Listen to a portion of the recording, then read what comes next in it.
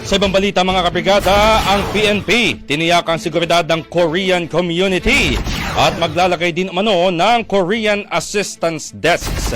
Brigada Kath Austria, ibrigada mo! Brigada! Live report! Tiniyak ng Philippine National Police ang mas pinaigting na seguridad at mas mahigpit na koordinasyon sa Korean community sa bansa bilang tugon sa ilang insidente na kinasangkutan ng mga Korean nationals.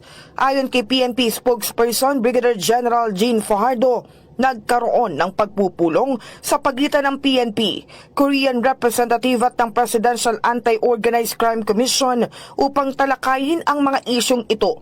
Ipinresenta rin ng PNP sa mga kinatawan ng Korean community ang datos hinggil sa mga naitalang insidente at tiniyak na hindi ito binabaliwala ng mga otoridad.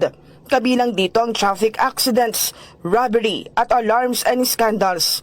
Ngunit karamihan anya dito ay natugunan na. Naaresto ang mga suspect at patuloy ang investigasyon sa iba pang kaso. Sinabi ni Fajardo, tututukan nila hindi lamang ang seguridad ng Korean community, kundi maging ang mga lugar na may mataas na bilang ng Korean visitors at residents.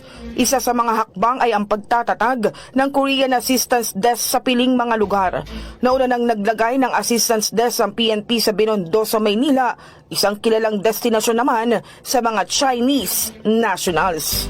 In the heart of changing lives, ako si Brigada Kath Austria ng 105.1 Brigada News of Manila, the Music and News Authority. Brigada Balita Nationwide. Ang bahaging ito ay hatid sa atin ng Mom's Love ES1 Capsule. Simulang tuparin ang pangarap ng iyong anak. And starting now,